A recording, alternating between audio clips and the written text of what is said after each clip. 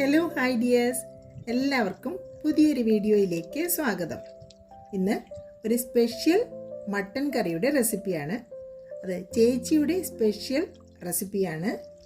വിറകടുപ്പിൽ മൺചട്ടിയിൽ ഒരു വ്യത്യസ്ത രീതിയിലാണ് ചേച്ചി ഇത് തയ്യാറാക്കിയിരിക്കുന്നത്. ചേച്ചിയുടെ പാചകവും റെസിപ്പിയും നമുക്ക് പെട്ടെന്നൊന്ന് നോക്കിയാലോ.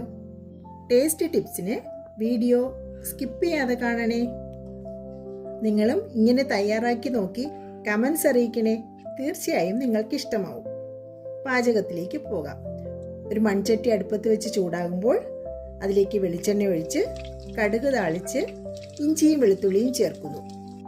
അതിലേക്ക് ചതച്ച് വെച്ചിരിക്കുന്ന കൊച്ചുള്ളി ചേർക്കുന്നു. കൊച്ചുള്ളി കുറച്ചധികം ചേർക്കുന്നുണ്ട്. അതൊന്ന് വഴന്ന് വരുമ്പോൾ അതിലേക്ക് ആവശ്യമായ മഞ്ഞൾപ്പൊടി, കൂടെ തന്നെ ഉപ്പും ചേർക്കുന്നുണ്ട്. മട്ടൺ ആവശ്യമായ ഉപ്പ് ആദ്യമേ ചേർക്കുന്നു.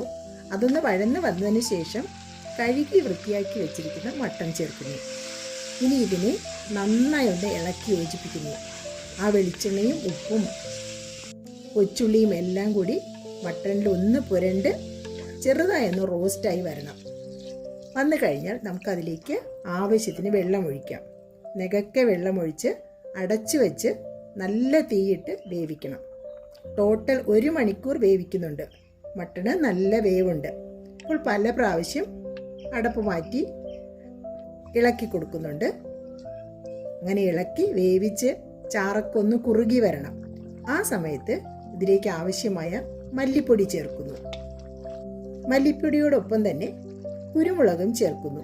കുരുമുളക് അല്പം കൂടുതൽ ചേർക്കുന്നുണ്ട്. ഇതുവരെ നമ്മൾ മുളക് പൊടി ചേർത്തിട്ടില്ല, ശ്രദ്ധിക്കുന്നുണ്ടല്ലോ. തക്കാളിയും ഒന്നും ചേർത്തിട്ടില്ല. ഇനി ഇതിലേക്ക് കുറച്ച് ഫ്രഷ് കറിവേപ്പില കൂടി ചേർക്കുന്നു. അപ്പോൾ നന്നായിട്ടൊന്ന് ഇളക്കി യോജിപ്പിക്കാം. ഒന്നുകൂടെ ഒന്ന് തിളച്ച് കുറുകി വരണം. ആ മല്ലിപ്പൊടി കൂടി വെന്ത് ചാറ് കുറുകി കിട്ടും. അപ്പോൾ നമ്മുടെ മട്ടൻ കറി ഏകദേശം പാകമായി വരുന്നുണ്ട്. ഇനി നമുക്ക് ഒരു സ്പെഷ്യൽ ഫൈനൽ താളിപ്പാണ് വേണ്ടത്. അതിനായി പാത്രം ചൂടാകുമ്പോൾ അതിലേക്ക് വെളിച്ചെണ്ണ ഒഴിച്ച് കുറച്ച് വെളുത്തുള്ളി മൂപ്പിച്ച് മുളക് പൊടി കൂടി ചേർക്കുന്നു. മുളക് പൊടി എണ്ണയിൽ മൂപ്പിച്ച് നമ്മുടെ മട്ടൻ കറിയിലേക്ക് ഒഴിക്കുന്നു. ഇതാണ് അതിൻ്റെ ഹൈലൈറ്റ് എന്ന് പറയുന്നത്. അപ്പോൾ ഇത് കൂടി ചേർത്ത് നന്നായിട്ട് ഇളക്കി യോജിപ്പിക്കണം. കുറച്ചുകൂടെ ഒന്ന് തിളച്ച് കുറുകി വരാനുണ്ട്.